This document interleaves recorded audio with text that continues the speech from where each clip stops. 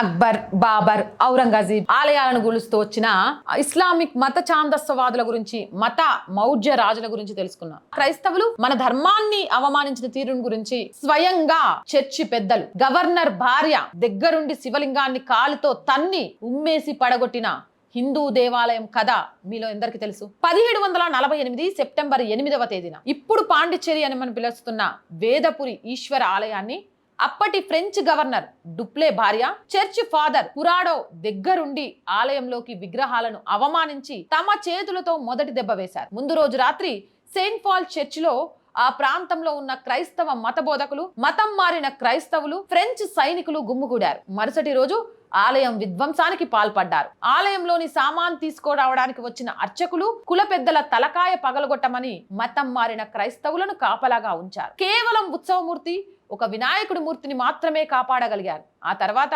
హిందువులు మళ్ళీ ఇంకొక చోట శ్రీ వేదపురి ఈశ్వర ఆలయాన్ని పునర్నిర్మించుకోవడం చేసుకున్నారు. క్రైస్తవ పిచ్చితో ఉన్న కొందరు దుర్మార్గులు కూడా నాశనం చేశారు అని చెప్పడానికి ఇదొక ఉదాహరణ.